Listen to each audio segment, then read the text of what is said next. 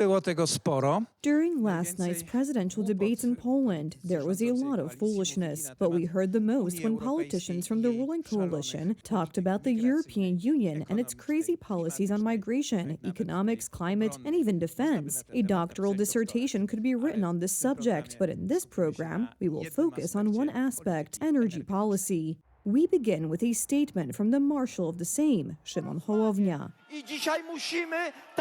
This is how we have to set up Polish energy today: Polish wind, Polish solar, Polish nuclear energy, Polish biogas plants, Polish energy storage. Deputy Chairman of the Civic Platform, Rafał Trzaskowski, on the same topic.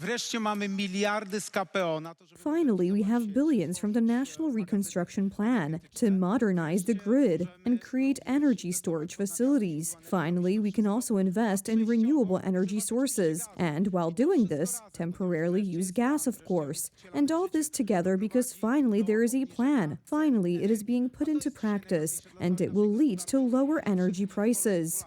Politicians in the ruling coalition repeat messages about clean energy from the sun, wind, biogas, energy storage. They tell us that this will make it cheaper. But how does this compare to reality? According to Polish coal sellers, the European carbon tax, or the so-called emissions trading system, ETS for short, costs us the most. For years, speculation on the ETS has been destroying European industry, which is fleeing to where there is no such burden. Electricity prices in Europe are the highest in the world. Last year, we paid up to 90 euros per megawatt hour in Europe. Entrepreneurs in the US paid between $30 and $46. And in China, the highest prices were below $50. The result? We are becoming poorer and poorer. Karol Nawrocki spoke about coal mining and freeing the economy from the shackles of European regulations. Będę bronił polskiego węgla. Polski węgiel należy fedrować. I will defend Polish coal. Polish coal should be mined, and the Republic of Poland should be developed, and our wonderful scientists will work to make Polish mines as low emission as possible. And Marek Jakubiak. Węgiel jest, proszę państwa, polskim złotem. Coal is Polish gold, because we have enough of it to last us 900 years. Coal can give us cheap energy that does not pollute the environment, as the left tends to talk about pollution, while I believe coal can give us self-reliance. But to support it, for example, with nuclear power plants, is nothing wrong. I am absolutely in favor of it. Today's world is increasingly dangerous. The United States is rapidly moving away from deviated green ideas about the economy. Meanwhile, representatives of Poland's ruling coalition can't shake the dream of expensive and unreliable energy. And this is just a fragment of the issues discussed yesterday.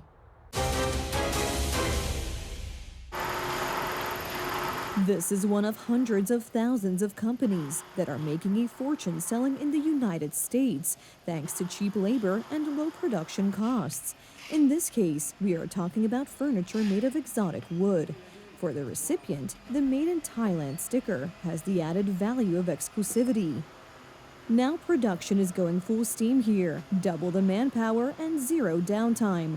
What is unthinkable in the West is the order of the day in Asia. Factories in Thailand, India, Bangladesh, the Philippines, and Vietnam have 90 days to deliver goods to the U.S., with only a 10% tariff. Their biggest competition from China has just dropped out of the race. In the face of such a challenge, there is an opportunity for us to gain more opportunities, but we need to reorganize the entire industry. Other companies that also produce furniture in China will incur higher tariffs. Their customers will likely move their orders, in this case, perhaps to us. The initial upheaval in the markets has unexpectedly become an opportunity for millions of such companies around the world. Many companies are even waiting for the next moves by Washington and Beijing, following the Asian market principle, where two fight, the third sells more. I'm looking at this issue calmly because I've been following the news very closely and always read the documents and weekly analysis. I'm not surprised by what President Trump is doing. I think it's more of a negotiating skill, so I don't think he will really implement it. It's just a numbers game. The numbers game has gone to a new level on the Washington-Beijing line. China was the only one that reacted aggressively to the U.S. announcement of tariffs, and the only one not subject to a 90-day suspension of tariffs. It seems that the White House prepared a test that Beijing failed. That's why Donald Trump finally decided to raise tariffs on Chinese goods to 145% in total. No, I'm not concerned. I think President Xi is a very smart guy, and I think we'll end up making a very good deal for both. But, you know, we've been treated so badly for so many years. Again, we allowed that to happen. China, however, is not thinking of letting off the hook. In response to Washington's move, they have imposed further tariffs, 125% in total. According to party officials, this is the only way to show that China has no intention of ceding the field to the Americans. Our countermeasures are aimed at protecting rights and interests, but also upholding international rules and order and maintaining international fairness and justice. In the face of intimidation and hegemony from the U.S., compromise and concessions are not the way out. Except that there is one problem: the numbers, and those are not favorable in the long run, especially for China. The value of goods exported to the United States from China is more than $525 billion. America sells goods to China for less than 1/5 of that amount. The Trump administration sees tariffs as a multi-purpose weapon used to improve the competitive environment for U.S. industry, generate additional government revenue, but also as a means to leverage other goals, such as fighting illegal migration and drug trafficking. On the other hand, looking at the global market, the vast majority of basic consumer products today come from China. From pens to electronics, toys to clothing, and household goods. It will take years to build new factories capable of satisfying the U.S. market, aside from costs. Going back to my example about the food supply, lysine and tryptophan, things that we need to feed animals and feed ourselves, we don't produce them anymore because we just found it more economical, to use a word, to buy them from China. But if we felt that it'd always be cheaper to produce them and buy them in the United States, there are plenty of good companies that would make them in the United States, but they're not going to do it until they're pretty sure that the millions and billions of dollars they invest are really going to pay off. So the question of certainty also goes into, hey, how much is going to come out of this? That's the big question most people have no clarity on right now, is how long and how certain are these effects? It's hard to assume that the White House has no idea. It's more likely that Trump is using the tariffs as leverage to negotiate and establish a new global trade order that China is so far unwilling to agree to. Looking at Washington's tactics, however, it seems that in the long run, this plan could work.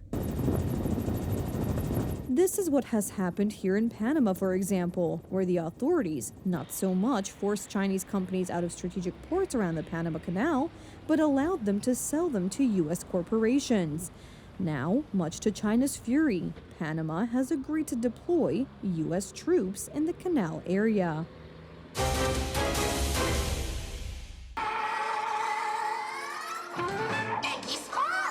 Japan inaugurated the long-awaited World Expo 2025 in Osaka with a spectacular opening ceremony that featured music and dance performances that captivated international audiences. The opening was attended by Prime Minister Ishiba, Emperor Naruhito, and personalities from around the world. The world, which has overcome the COVID-19 pandemic, is now facing various divisive crises. In such times, it is extremely important for people from all over the world to come together, reflect on the meaning of life, and engage with cutting-edge technologies, presenting different perspectives and different cultural contexts. This year's Expo will run until October 13th and is located on the artificial island of Yumeshima in the waters of Osaka Bay in the Kansai region. In this beautiful venue, this place of peace and discovery, each nation is invited to shape a future society marked by creativity, partnership, and inclusivity. Over the next 6 months, Expo 2025 will serve as a hub for innovation and collaboration, where ideas that empower lives. The theme of the Expo is designing the future society for our lives. Organizers expect the Expo to attract some 28 million visitors, including 3.5 million international guests. I would like to solemnly open World Expo 2025 in Osaka, Japan, and wish everyone success. The Polish Pavilion at Expo 2025 covers an area of nearly 1,000 square meters and is located in the Saving Lives thematic zone. At the Osaka World Expo, Poland will showcase modern technologies and solutions, while at the same time referring to traditional values that are the foundation of Polish society. On the one hand, it will showcase cutting-edge technologies related to green energy, digital transformation, artificial intelligence, and on the other hand, traditional elements of culture, crafts, music, and art.